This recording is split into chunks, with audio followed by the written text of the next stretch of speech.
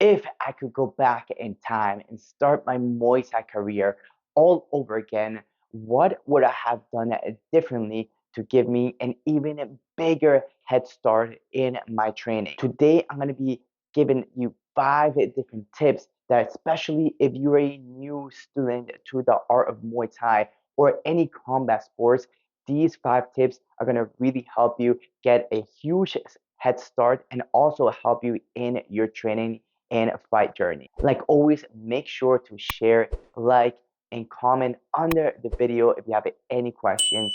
And if you want to support the channel even further, make sure to become either a super fan or a VIP student.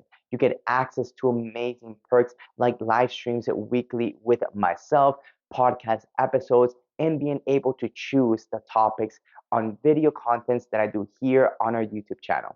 Without further ado, let's get started.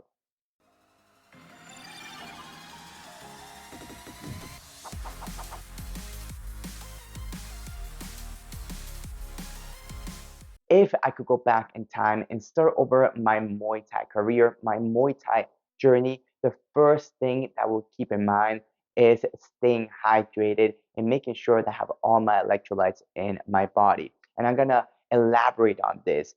When we start to fight, a lot of the things that come into our mind is making weight. One of the biggest things is always making weight.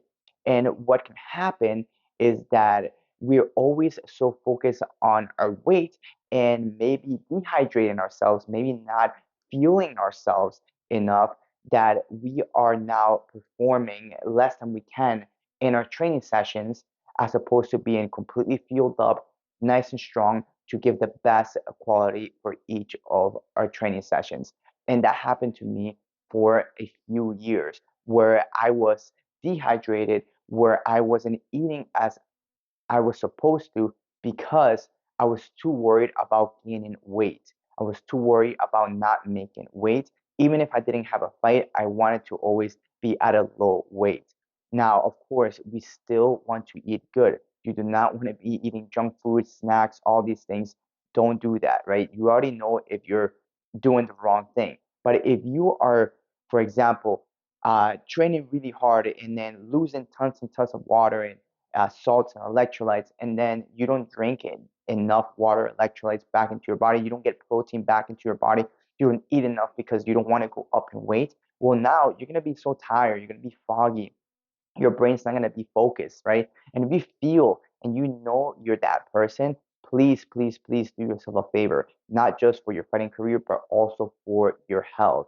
Make sure that you hydrate well, that you have your salts, electrolytes in your body, and of course, the right fuel, the proteins, the carbs that you might need, right? That you need those carbs to be able to perform, to be able to train.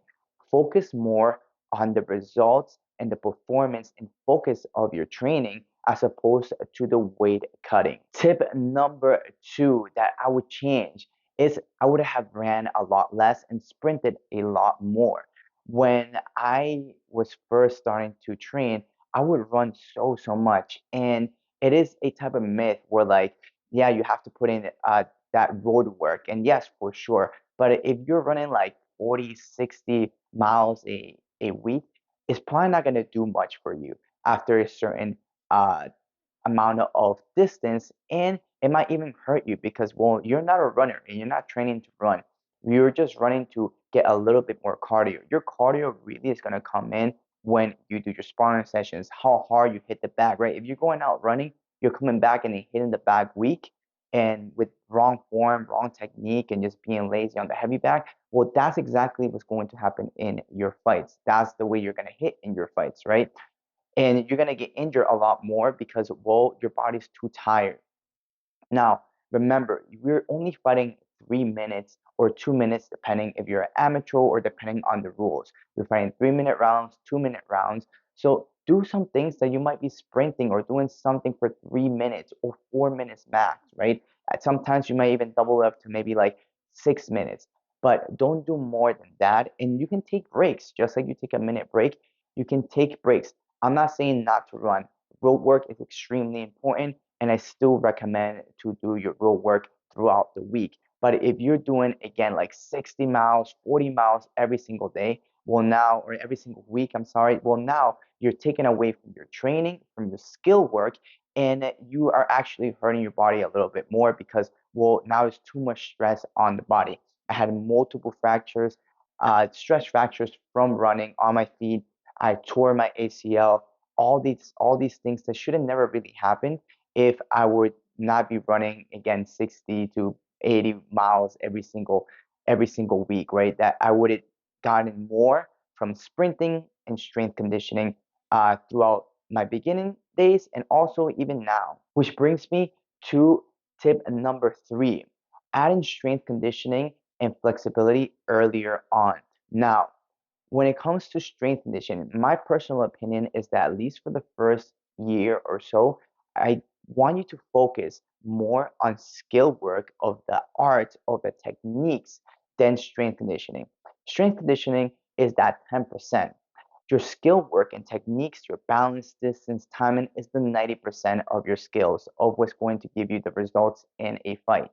So if you sacrifice that 90%, that time that you need to build that 90% to work on that 10% to become faster and stronger, well, now, yes, you master that 10%, but somebody that mastered that 90% is going to still beat you up because they have better timing and distance, and they're going to be able to dodge your attacks. You probably won't even be able to hit out of your 100% because most of the power and speed comes from techniques, from linear motions, from having your body mass behind on those bones, on those fists, on those kicks to land on your opponent. So if you don't have that timing, distance, and those good solid foundations, those good solid techniques, then there's really no point to do strength conditioning.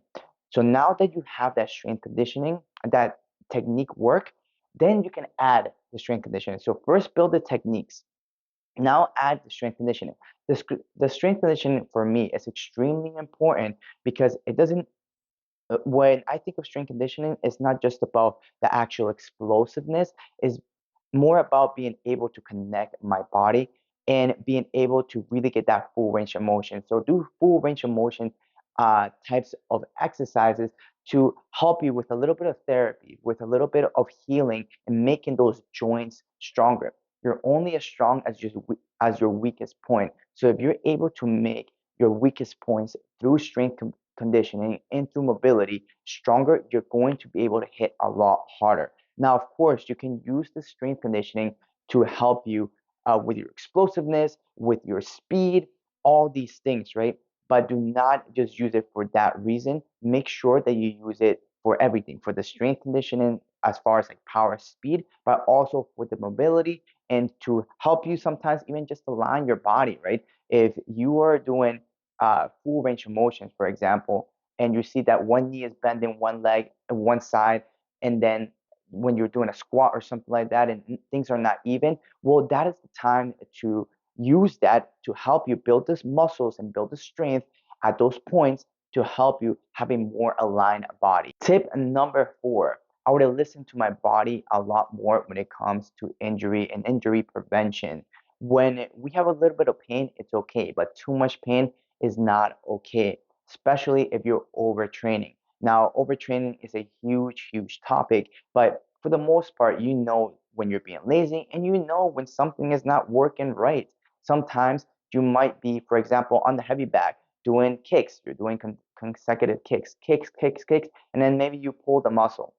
Now, if you don't listen to the body, you do more kicks because you want to be tough, trust me, next day you're not going to be able to train as effectively at least. And then maybe that injury goes on for weeks, and now you're not going to be able to train effectively, and you might be sacrificing technique, power, speed, time, and all these things. So being aware and letting that ego go, both in the sense that we're doing too much or in the sense that we're doing too little is going to help you get the best results. At the beginning, everything for me was like no pain, no gain, and I had tons of injuries that I did to myself as far as like stress fractures, as far as like tearing ligaments, all because I did too much that really wasn't going to help me get anywhere better. Because sometimes I always tell this to people, when you start, for example, on Monday or your first trainings, you're at 100%.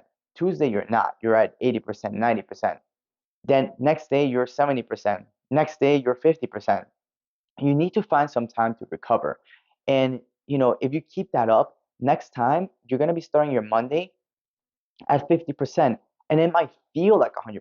As far as effort, you're giving 100% effort, right? But as far as your actual performance, you're only giving 50% because that's all your body can give. And on top of that, you're going to get it injured.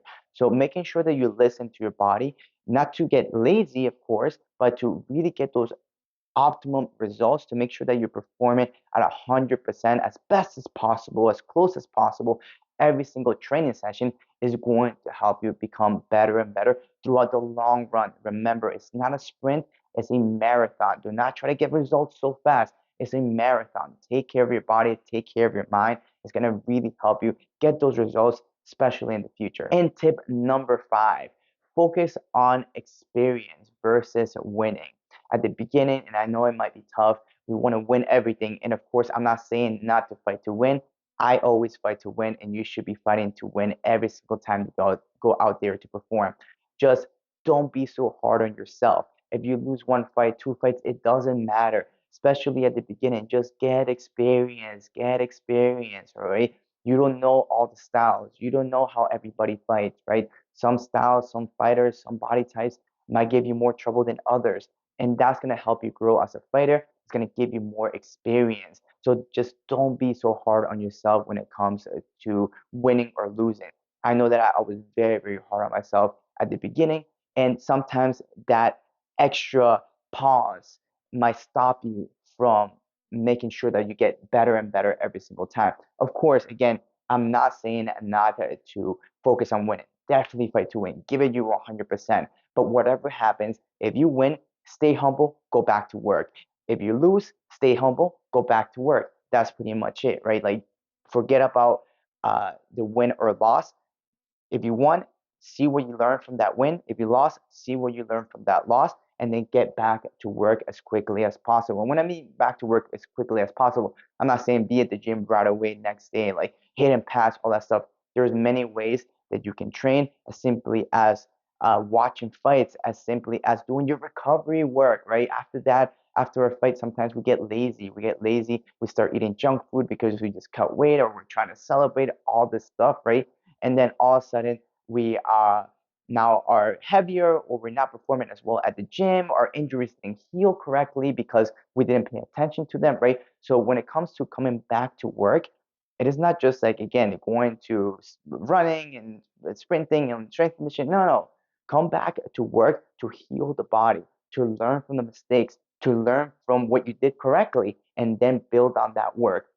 When we work on any career, especially in the fight career, we want to work 24/7. What's 24/7? Making sure that our mind is fed, right? That we're getting the right information in, that we're studying, we're watching fights, we're getting good rest, right? Making sure the body is fed and rested as well, making sure that we're getting good fuel in our body, making sure our spirit is nice and strong, which I always preach to all my fighters, especially those that do have family. Do not neglect your family. Do not neglect your family, because if you are have a full-time job, you have a wife and kids, right? Well, they're a huge part of your fight career if you're in that fight career. Because if you go home and they're not happy and you're neglecting them, well, now when you go step into the ring, you're not gonna be at 100% because you're thinking about all these things that happen at home. So fighting, or any really career, it's about everything. It's about the whole picture and making it all part of your life, all part of where you want to go, where your goals are, where your focus is, where your target is, right? And that's going to give you the best results. So if I was to start my Muay Thai career all over again, I would focus more on these 5 tips. If you are just starting your career right now or within these past few years, then focus on these 5 tips. Make sure that you prioritize your fuel, you hydrate well, that you have your electrolytes in your body. Make sure that you're aware of your injuries. Make sure you do not allow your ego to do one more rep stop you from performing the next day or the next weeks, all right? Making sure that we're not too hard on ourselves and we just focus on the work. We come back to the work every single time and trust the process. Trust the process.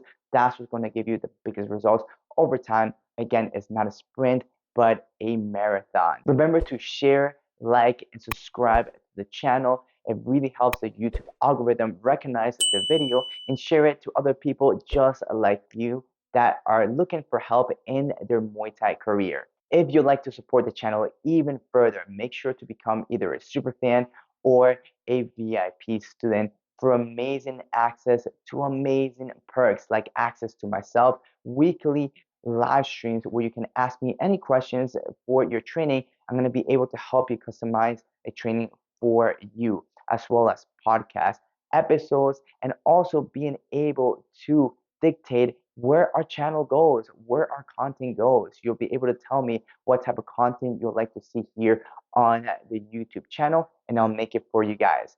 For those that are already super fans and VIP students, thank you so much for your support. This channel would not be possible without you guys. Thank you guys, and see you next time.